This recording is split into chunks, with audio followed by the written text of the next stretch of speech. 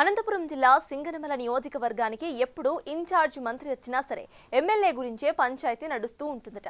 ఆ సెగ్మెంట్ నుంచి యువ మహిళ బండారు శ్రావణి ఎమ్మెల్యేగా విజయం సాధించారు.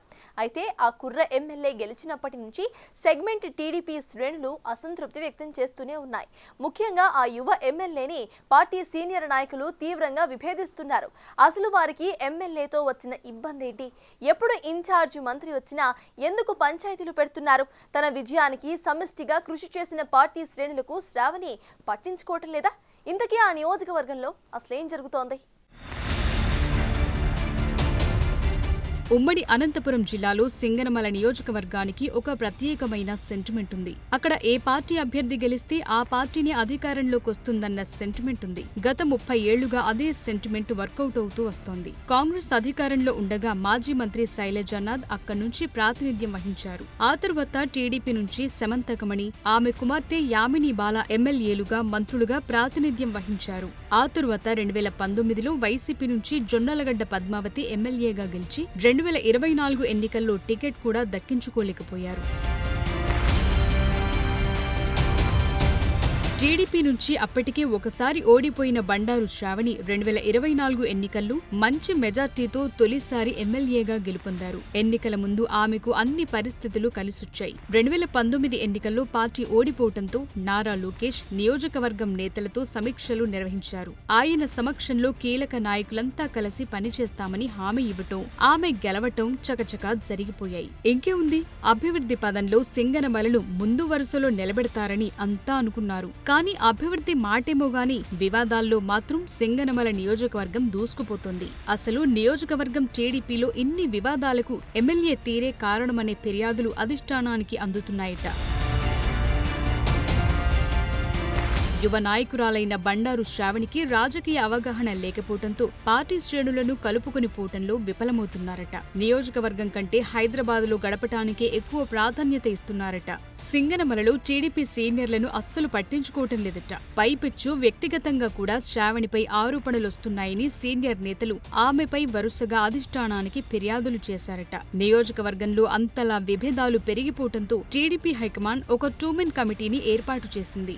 నియోజకవర్గం పార్టీ బాధ్యతల సమన్వయానికి తెలుగుదేశం పార్టీ సీనియర్ నాయకుడు, రాష్ట్ర ప్రధాన కార్యదర్శి అలం నర్సనాయుడు, గార్లదిన్నెకు చెందిన మరో సీనియర్ నాయకుడు ముంటిమడుగు కేశవరెడ్డిలతో 2-మెన్ కమిటీ ఏర్పాటు చేసింది. పార్టీ కార్యక్రమం ఏదైనా ద్విసభ్య కమిటీ ఆధ్వర్యంలో జరగాల్సి ఉంటుందని ఆదేశించింది. 2-మెన్ కమిటీ ఏర్పాటుతోనే అక్కడ టీడీపీ ఇన్ఛార్జిగా ఉన్న ఎమ్మెల్యే శ్రావణి పరిస్థితేంటో పార్టీ పెద్దలు చెప్పకనే చెప్పారు. అయినా బండారు శ్రావణి నియోజకవర్గంలో ఉన్నప్పుడు పార్టీ ఇన్ఛార్జిల పెత్తనం చేయాలని చూస్తున్నారు.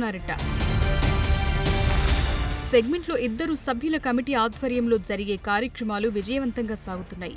అయితే శ్రావణి వారితో పాటు పార్టీ సీనియర్లందరినీ కాదని తాను ఒంటిగా కార్యక్రమాలు నిర్వహించడంతో పార్టీ క్యాడర్లో చీలిక స్పష్టంగా కనిపిస్తోందట.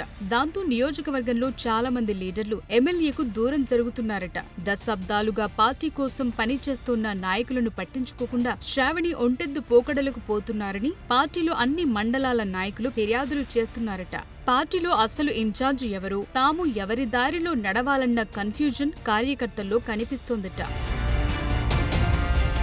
అయితే ఇందులో శ్రావణి చుట్టూ తిరుగుతున్న ఆమె వర్గీయుల వెర్షన్ వేరేలా ఉంది. సీనియర్ నాయకులే ఎమ్మెల్యేను దూరం పెట్టారని, నియోజకవర్గంలో అందరినీ రెచ్చగొడుతున్నారని, పార్టీ వ్యతిరేక వర్గాన్ని పెంచి పోషిస్తున్నారని ఆమె వర్గీయులు వాదిస్తున్నారు. ఆ క్రమంలో ఏకంగా ఇన్ఛార్జ్ మంత్రి ఎదుటే పార్టీ క్యాడర్ 2 వర్గాలుగా చీలిపోయి రాళ్ల దాడికి పాల్పడ్డారంటే నియోజకవర్గం టీడీపీలో పరిస్థితి ఎంతవరకు వెళ్లిందో అర్థం చేసుకోవచ్చు. ఇరు వర్గాల కంప్లైంట్స్ విన్న ఇన్ఛార్జ్ మంత్రి టీజీ భరత్ విషయ తీవ్రతను హైకమాండ్తో పాటు పార్టీ జిల్లా పరిశీలకుడు కోవెలమూడి రవీంద్ర దృష్టికి తెచ్చారట.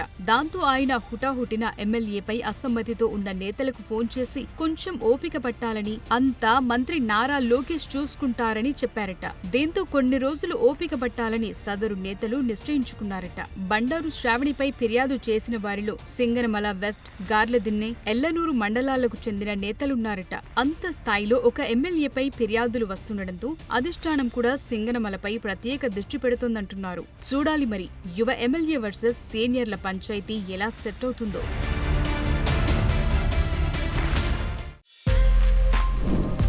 For more videos like this, subscribe Big TV channel.